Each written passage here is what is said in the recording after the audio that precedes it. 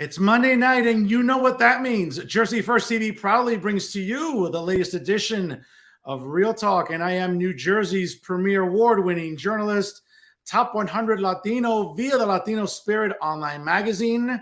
Without question, the weapon of mass disruption here in Garden State Media, and without a doubt, the people's choice and the people's voice. Yes, it's me, Fernando Uribe. Folks, hope you're all doing well here on this, the 13th of February. Again, February running along here in 2023. I want to thank you all for tuning in from wherever and however you may be doing so. Always remember to check out all of our great social media platforms, ladies and gentlemen, where you can follow and check out Jersey First, of course. Without question, make sure you like Real Talk with Fernando Uribe and Jersey First on Facebook. And don't forget to follow it also on Instagram and Twitter. Do the same with my own Instagram and Twitter at the Fernando Zone. Certainly make sure you subscribe to Jersey First TV on YouTube and wherever you get your podcasts, whether it's Spotify or SoundCloud. Take Jersey First with you. All of our great programs, whether you're walking the dog, going to the gym to sort of work off those last minute pounds before Valentine's Day, doing some homework, taking a break, maybe, I don't know, paying your bills. Make sure you're listening to Jersey First whenever and however you can each and every day. And ladies and gentlemen, I cannot say enough how proud I am to be a part of the Jersey First TV team. Certainly outstanding programming is brought to you every single week. New episodes, of course, every Monday night live at 6 p.m. It's yours truly here with Real Talk with Fernando Uribe. Of course, on Thursdays, you can check out the Nader Narrative with my great friend, the glorious Elizabeth Nader, and certainly Bridging the Gap with millennial superstars AJ Malilo and Stephen Rombolo. Certainly, folks, these are episodes you do not want to miss. And once again, take Jersey First with you from any PC, Mac, smartphone, or tablet. Folks, before I get to my special guest tonight, I just have to have a little fun because you know what? Everybody in not just North Jersey, but throughout the entire continental United States is rejoicing on this Monday morning. Well, of course, Monday evening.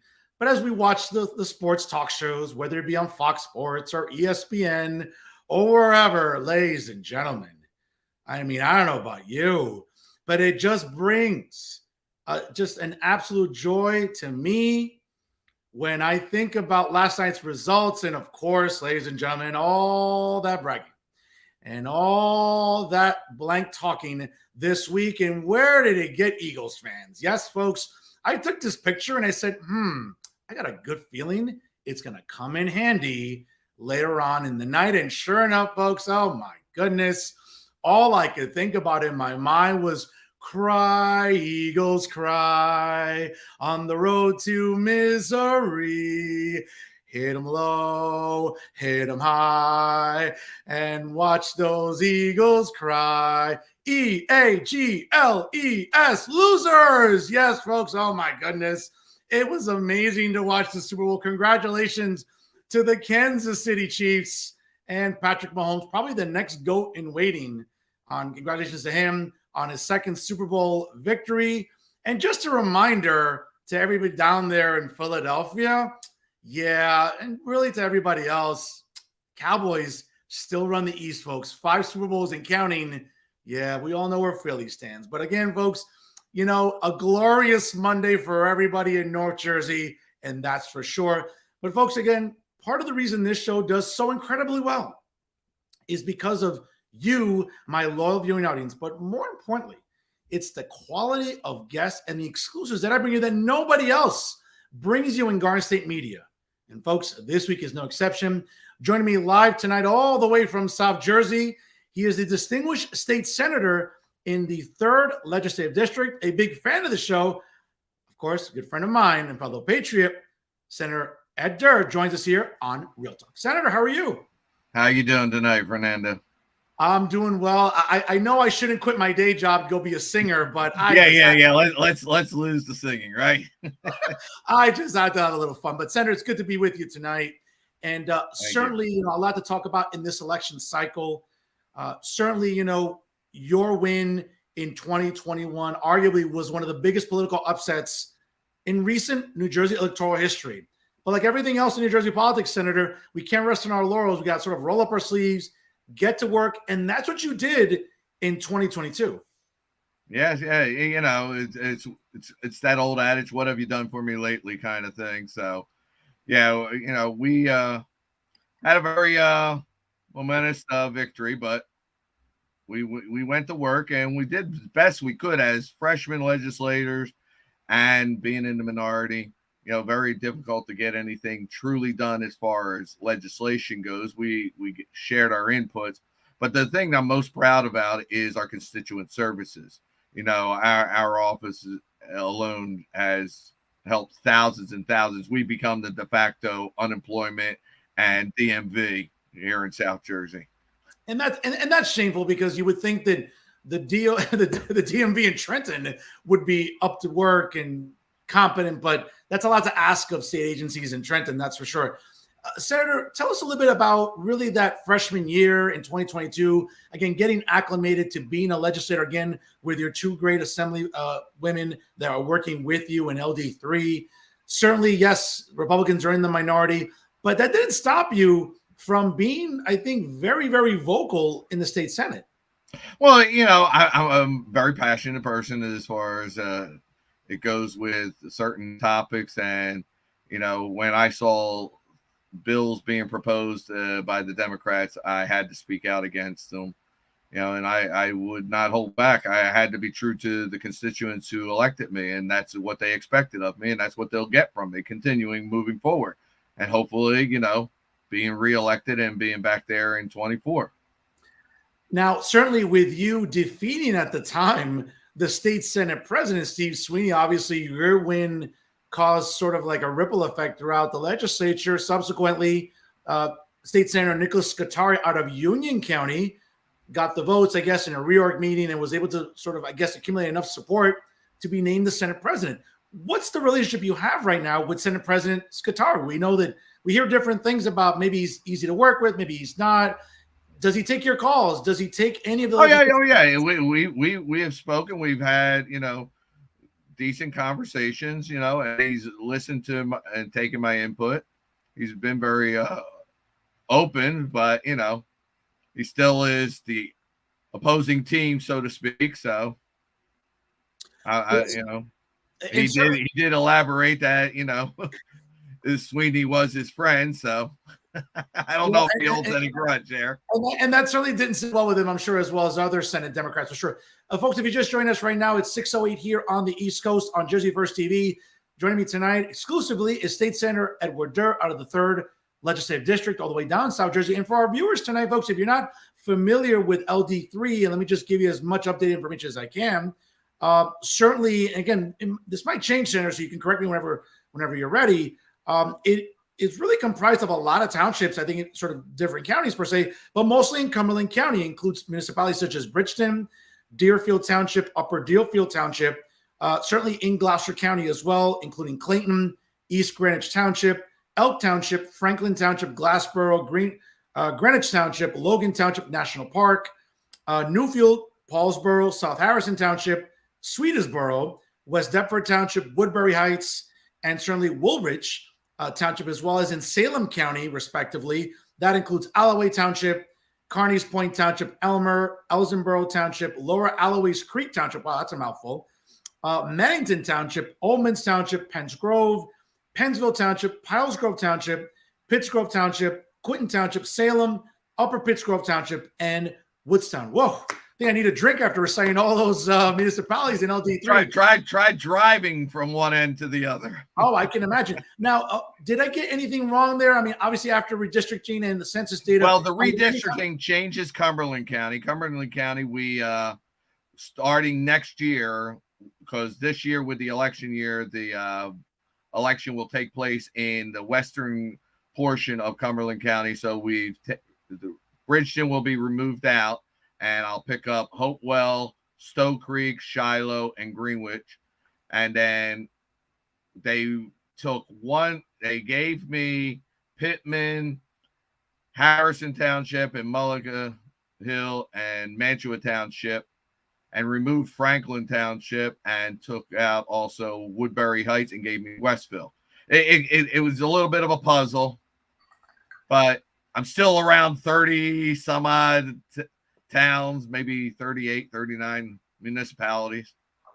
Well, Senator, I think it's fair to say that gas stations all around the district must be very happy to see you because you're filling them quite often, I guess.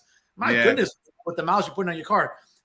Speaking of mileage, obviously, we know that registration goes a long way in determining districts and really how they go election time.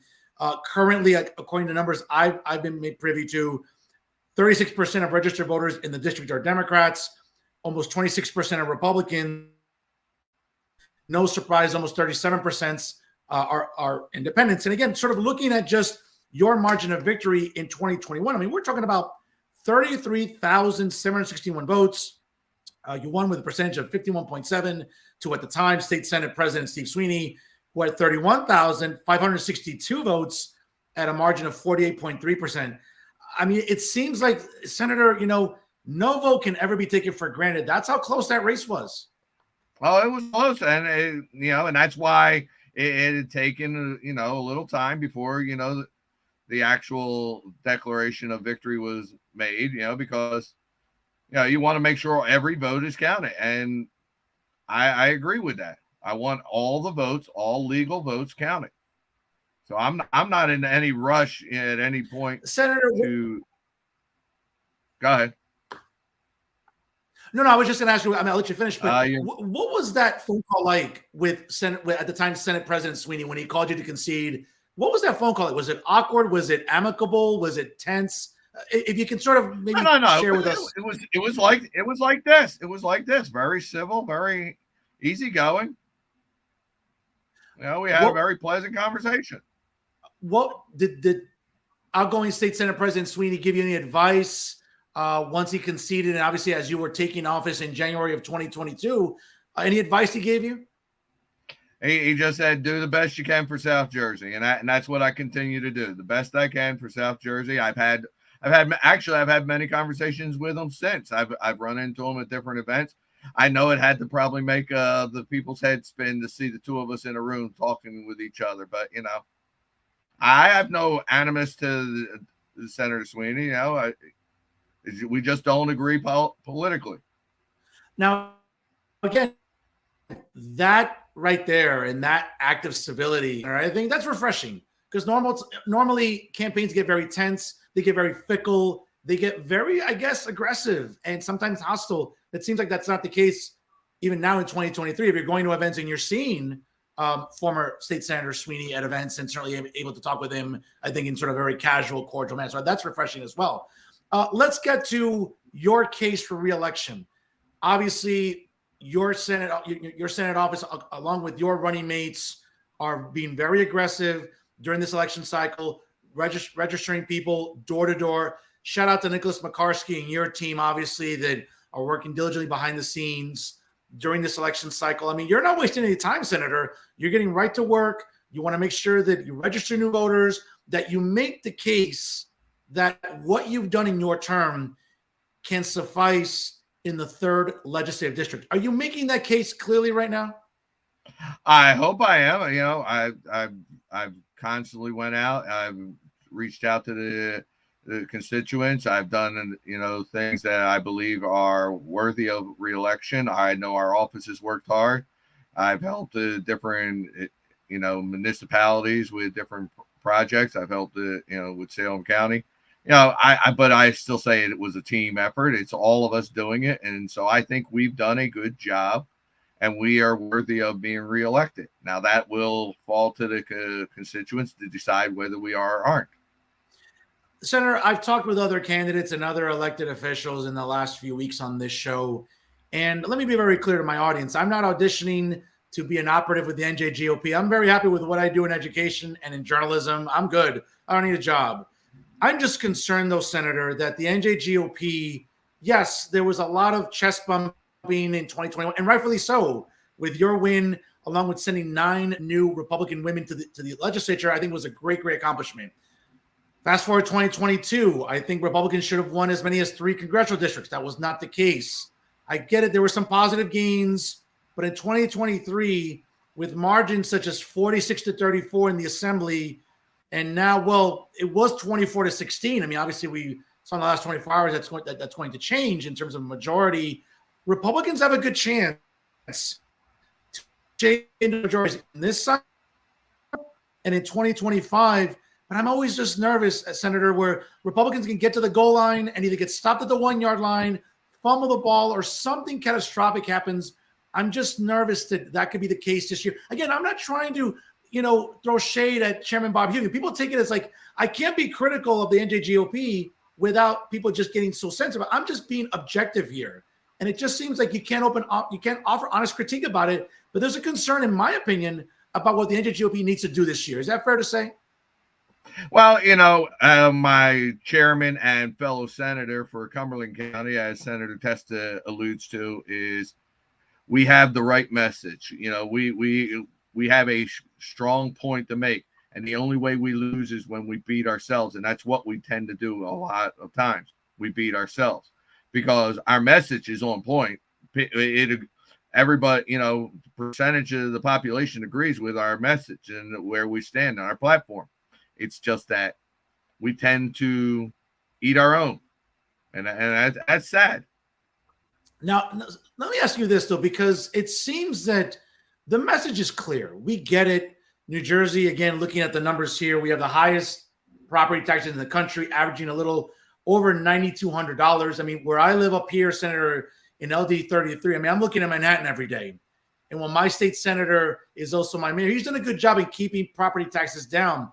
But I just drive 5 minutes north to the George Washington Bridge into Bergen County, and we're talking about properties and districts where, $15,000, $16,000 property taxes. Go all the way to Central Jersey, near the Short Hills Mall. We're talking about $24,000. So it fluctuates statewide. Taxes should not be as high as they are. We get it. They pay for our schools. The NGAA shoots a load in its pants every year. Well, we have the best schools in the country. I get it. We're paying for schools. But by the same token, spending is out of control. And it's crazy that 20 plus years in the legislature, Republicans have struggled to sort of get that message out. We know what far left Democrats get wrong. Economics, science, we know what they get wrong. It just seems like Republicans cannot hammer the message home. What can be done better with messaging this year? It just comes back to getting out in front of the public. You can't. It's too often that we say things, but then we don't act upon them. We have to be more proactive and be less reactive. We tend to be reactive. I mean, as you said, the governor has increased our budget by $16 billion in the last 5 years. And I have no doubt that our budget is going to go up when he makes his proposal at the end of this month. So I'm holding close on that one to see where it goes. But the message is strong, but we have to actually act upon it, and we have to hold together. Too often we don't, and that's the problem there. And Sarah, and just to put in perspective, again, how crazy spending has gotten out of control. In 2004, under then Governor Jim McGreevey, the state budget was $21 billion. Going into, I believe, the first budget for Governor Murphy, it has ballooned up to over $43 billion and climbing. And it's crazy to me because I just think that just hammering home, hey, New Jersey's too expensive. We've had maybe the biggest mass migration out of the state to states that are governed better, like Florida, Georgia, the Carolinas, even Virginia, all the way out in Texas. I mean, those, and again, these are governors that continue to get it right with budgets.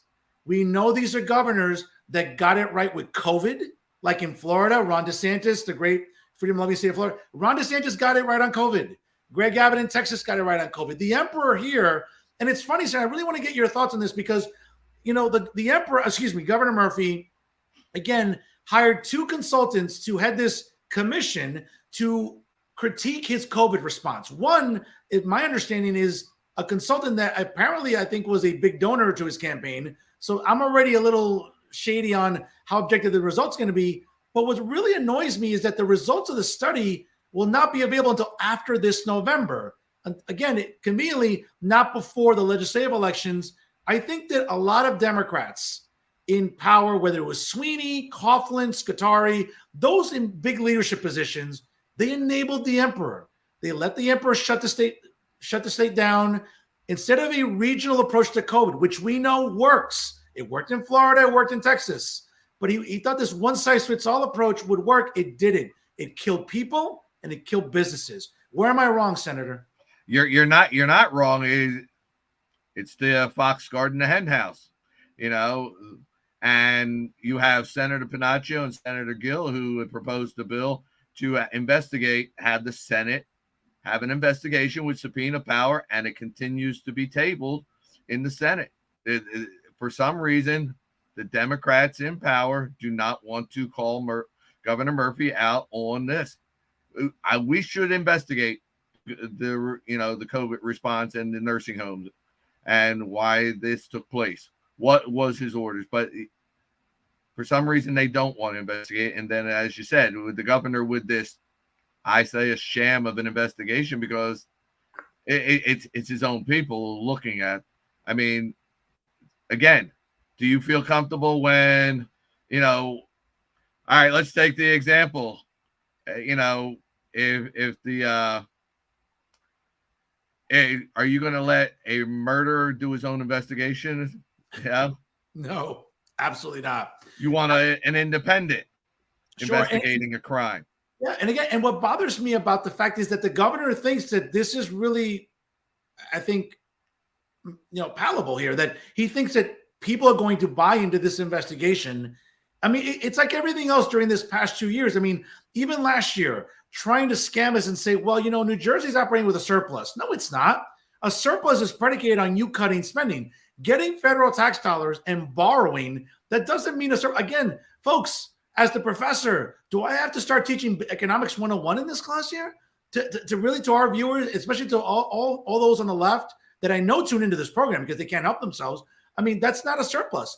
And for the Treasury Secretary, for this woman to blatantly lie to us, I was offended. I was insulted, Senator. That's not what a surplus is. Well, remember where that money came from, too. That was a loan. That was the Freedom Care money from the federal government. That was over tax revenue. This is not a surplus, but this is money that should have went back to the people. It should have paid down the debt. We continue to spend like we're drunken sailors, and it's ridiculous. We have to start tightening the belt. I agree. I mean, again, if you told me that, Governor Murphy and the Treasury Secretary have a surplus because let's say they cut certain agencies that they're quite frankly, I don't find a use for. The Office of New Americans. Well, I could name a handful on that one. Sure. I mean, but coddling illegals. I mean, all this stuff that, again, costs money.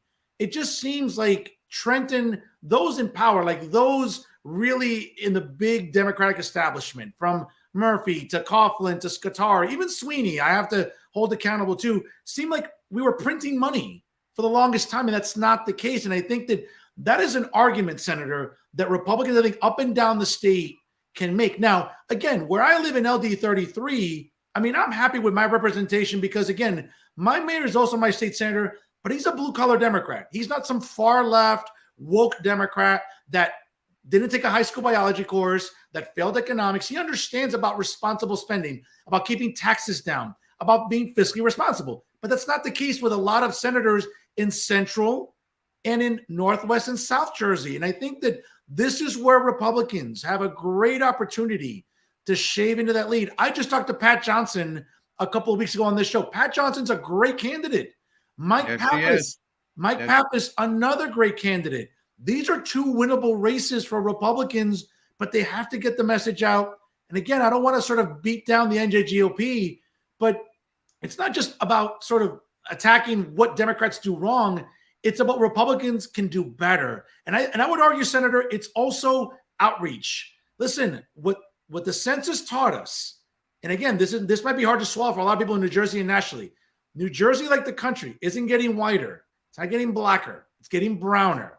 More people like me, more people like my parents, okay? Latinos especially, okay? This is a demographic, Senator, that Republicans should hammer home and say, hey, look what the governor did to Hispanic-owned businesses. He killed them. Traditionally, Hispanic families are conservative, so we should Correct. Embrace.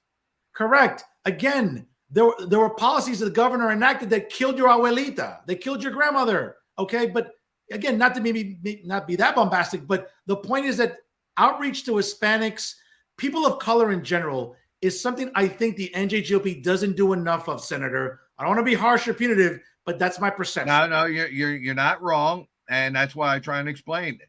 We are supposed to be the welcoming Big Tent. We need to be more welcoming and embrace all from all walks of life. It doesn't matter who you are or where you come from, as long as you believe in the core values of conservatism. That's all that really matters. That's fair. And I would argue also, too, I think turnout is crucial. You produced a great turnout in LD3, okay? Every vote counted, and you won. Again, it was an upset of upsets, in quite frankly, in quite a long time. But only, and again, I'll look at, and I talked to Chris Russell last year, okay? One of Jack Chiarelli's handlers, okay? In 2021, only 35% of registered Republicans came out to vote. There was this unnecessary tribalism about, well, it's not my candidate, or I don't like what he stands for, or whatever. Guess what? If only 10% more Republicans came out to vote and stopped being fickle, we're talking about Governor Chiarelli right now, and not a two-term Democrat. Well, I keep saying it. I keep saying this, and I keep saying it, and I'll say it till the day I die. When people complain and say, oh, my vote don't count, so why should I bother voting? I say to them, you know what vote don't count? The one you don't cast. And again, you're an example, Senator, that, hey, you got the vote out, you knocked on doors, your team again, and shout out to your teammate. Remember, at the time, my boy Stone Cold, Steve Cush, love Stone Cold over there down in South Jersey. I mean, he did a great job with your campaign in getting the vote out. It just seems like Republicans get very tribal. Well, I don't like what this candidate offers, or he or she's not conservative enough, or they're not hammering home the curriculum and how the LGBTQ plus 1, 2, 3 division sign, subtraction sign, curriculum, how they're not attacking it off or whatever. I get it. These are important issues to me, as they are to you. But get ours elected, especially in Central and South Jersey, where there are winnable races, Senator. Again, just 10% more Republicans come out in 21. Again, we're talking about a Republican governor and also some gains in other districts. You said it perfectly. It seems like Republicans fumble the ball or step on their toes, and it's nauseating.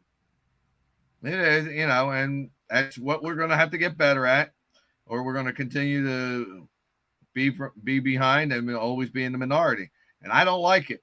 I know that I want to be in the majority. I want to go back to Trenton next year, and I want to be in the majority. So I am doing whatever I can to help whoever runs. I will help Pat. I'll help, the different candidates, and I'm going to work for myself too. Sure.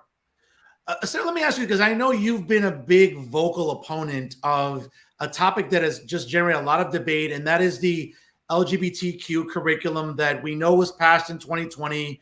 No. See, that's a falsehood. It's not. I'm not against LGBTQ. No. I know. I'm against the sex curriculum that forces pornography education to minors, to 8 and 10 and 11-year-olds. No. Actually, no. I was getting to that. No. I'm with you, and that's exactly what you stand for. But isn't it funny how quickly the message gets embellished? Oh, Ed Durr doesn't. We know you're an inclusive diversity candidate. We know this, but it just seems like this has been such a polarizing issue. And I'm with you, Senator. Listen, we know gay people exist. Okay, we get it, and we understand the importance about being diverse. We don't want bullying in schools. We don't want to see kids getting bullied and taking their own lives. We don't want that. Okay, we understand it's important to accept kids, teenagers, adolescents, etc. What I don't like is the over-sexualization of content to our kids. Listen, you want to teach about LGBTQ topics or LGBTQ history? Listen, I don't have any problem talking about gay elected officials historically, just like Black, women, Hispanics, whatever. I don't even have a problem with the topic itself being being an elected topic that you can opt into, that you need a permission slip from a parent or something, or just as your choice. But to be, deliberately given to a child, forced upon a child without the parent's knowledge, I think is wrong. The parents, it's their child, and they should have a say in how their child is raised and what is the education, and that's where I'll always fight for the parent and the child. And Senator, and what bothers me too, and I'm sure it bothers you as well, is that it seems like the woke left has hijacked Trenton and the legislature, where parents who go to school board meetings and object are automatically labeled bigots and homophobic. They're not. They're not hateful. They're being parents. They have a right to voice a concern about what their kids are learning. And if a 5-6-year-old is learning about topics that, quite frankly, kids are impressionable. Okay, kids are impressionable. The idea that sexualizing topics for children as young as 5, Senator, that is crazy to me. But it doesn't make me hateful, and it doesn't make me a bigot. Well, think about this, Fernando. Could you go, say you're walking through the mall, and a little 5-year-old boy or girl is there? Could you talk to them about sex? No, of course not. No. Besides, the father would probably pound you to the ground. You'd be arrested. But so, somehow it's okay. How is it okay? Because the person doing it is labeled teacher? No. I don't agree with that. I'm with you. I think it's a topic that, especially in some districts statewide, I think candidates, especially conservative candidates, can win on. We saw what happened in school board elections last year. We saw over 100 school districts have parents get involved. My good friend Bill Spadia, again, who's just on the show a few weeks ago, I mean, he's a guy that's leading a movement to get parents engaged and involved. And I think that's a good thing, Senator. Yeah, Bill and I have spoken on this topic many times, and it's something that, again, this is not about the LGBTQ community. It's not about preventing people from learning about sex. It's about sexualizing children. And I don't agree with that. So I will always fight this fight as long as I can. I'm with you. Senator, before I let you go real quick here, it seems like, it's 2023. Obviously, it's a legislative election year. There's no big offices per se at a state or federal level. So obviously on the ballot are all 120 legislative seats this November. And what I thought was really, really interesting is that now we're starting to hear chatter about 2025 and who's a good gubernatorial candidate. We've heard your name thrown out there. We've heard State Senator Testa. We know that Jack. Let me focus on 23. All right. Sure, no, exactly. We know that Jack Ciattarelli, for all intents and purposes, I think, well, he hasn't announced officially, I think is perceived as a front runner. But I got to tell you, I look at someone like Bill Spadia. I look at Bill as a serious contender. And I think that's somebody the NJGOP has to really, I would argue, deal with and not dismiss. And I'm hearing in different circles from different operatives, oh, they don't take Bill seriously. They better take Bill seriously. He's not someone that's going to go away. He's gaining popularity. Well, I think the picture will sharpen up a little more at the end of this year, middle of 24. I think we'll see a better vision of who and what it's going to look like. Especially if we are fortunate enough to pull that 6 seats and get the majority in the Senate, that can make a real change in how things are done in Trenton. And then we can have that conversation, because certainly. I want to be in the majority and I want to see a Republican governor. No, listen, without question. And I think after 20 plus years of far left policies dominating the state, I think it'd be refreshing to have conservatives like you and others that are fiscal conservatives that believe in responsible spending. And I hate to sort of put this undue pressure on someone like Jack, because right now he's the face of the Republican Party in New Jersey. He's going around, he's doing the interviews, he's going to parties. He was at the League of Municipalities. Obviously, everyone gravitates to Jack as they gravitate to you, State Senator Testa and others, Bucco, Panaccio, etc. But it just seems like, listen, it may be fair or unfair, but if Republicans make some serious gains this year, Senator, in the legislature, great. I think it's something Jack could hang his hat on. But if they don't, again, with Jack being almost the face of the Republican movement this year, it could backfire. Again, it seems unfair to put that pressure on it, but it's a make or break year this year, and so is 25. Republicans have a chance. Again, it's 46-34 in the Assembly, 24-16 in the Senate. These are winnable majorities to shave into.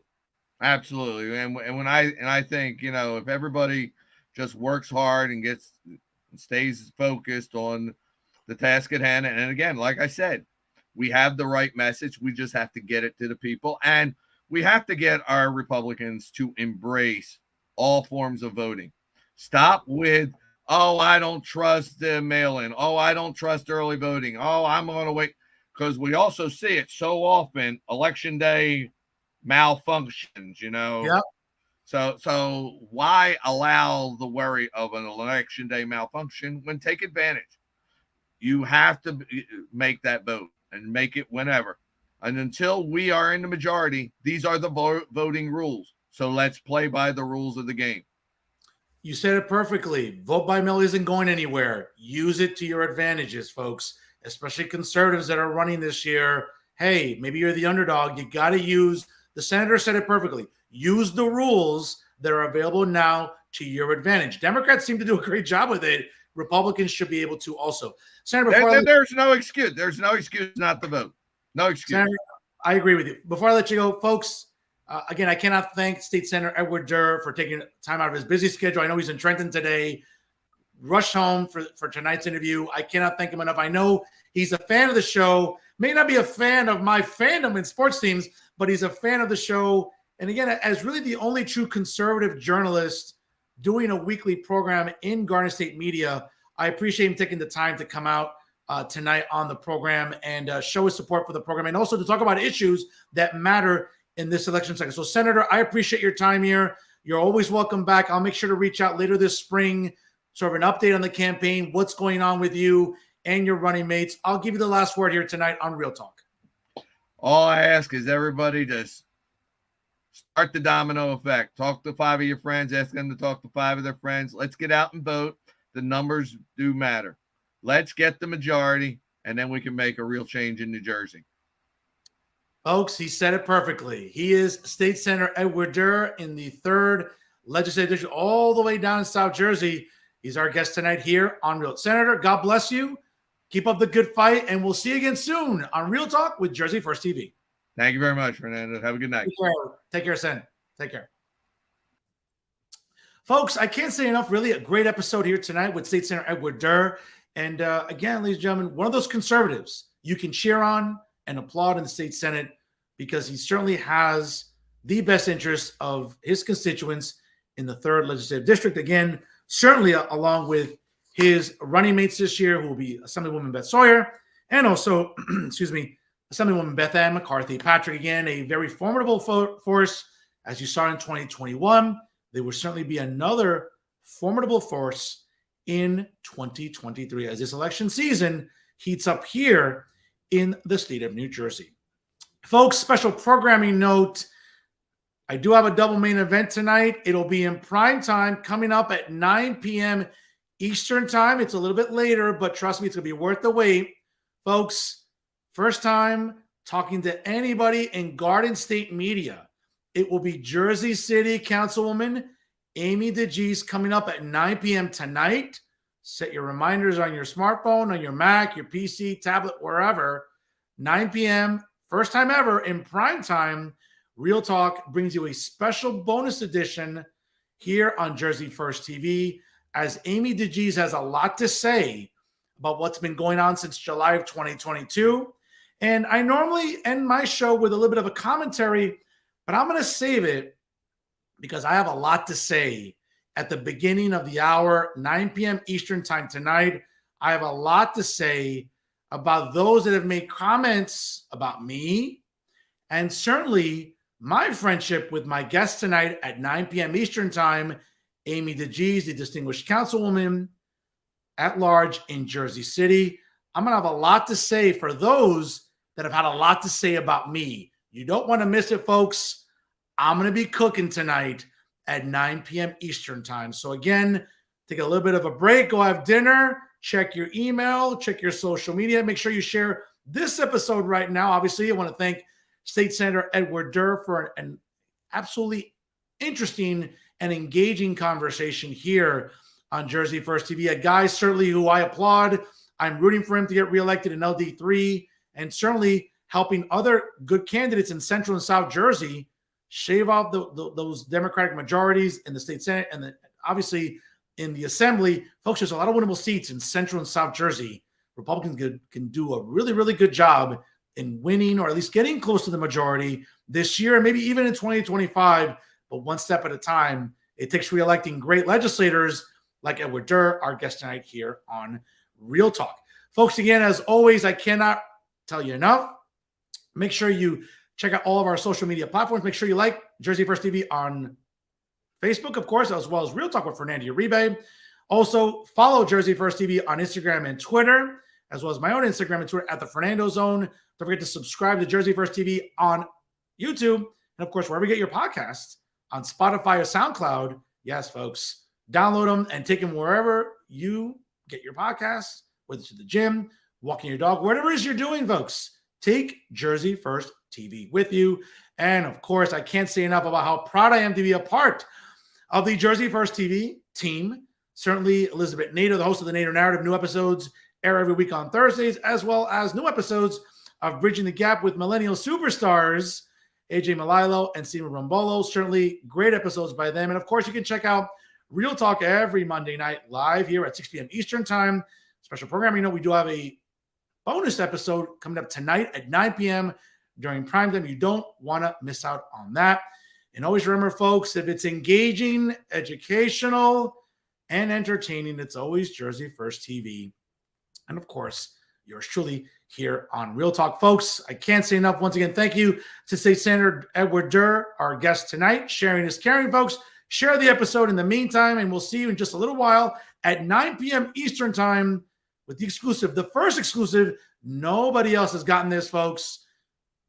Councilwoman Amy DeGees out of Jersey City will be talking to me. She has a lot to say tonight. I'm the first person she's talking to, certainly after everything that's happened, and I'm privileged to have that exclusive. Again, folks, exclusives that you don't see anywhere else because other journalists, you know, statewide, they just don't get them. But I do, of course. As always, remember, folks, if it's unbiased, unfiltered, and unafraid, it is Real Talk with Jersey First TV. I am New Jersey's premier award-winning journalist, Top 100 Latino. Oh, and by the way, speaking about Top 100 Latino, Thursday, April 13th, at the State Theater in New Brunswick, the Latino Spirit Online magazine will be honoring the 2022 Top Latinos. And what would you know? Yours truly will be honored once again. Folks, I might have to get a new contractor to fit in this house. I don't fit in this house with all these awards. I'm feeling a little claustrophobic. I don't know. Ooh, I'm feeling a little claustrophobic here. All these awards I'm piling up. But I'm happy to do that. Coming up on April the 13th, of course, Top Latino. Certainly, folks, the weapon of mass disruption in Garden State media, and certainly the people's choice and the people's voice. Yes, it's me, Fernando Uribe. Folks, Saints, thank you so much for watching tonight. Once again, thank you to State Senator Edward Durr. Folks, remember, 9 p.m. tonight, special bonus edition in primetime. Amy DeGees joins me right here on Real Talk with Jersey First TV. Folks, have a great rest of your evening. I'll see you in just a couple of hours for that special bonus coverage here on Jersey First TV. Folks, have a great rest of your evening. I'll see you in a couple of hours here on Real Talk with Fernando Uribe.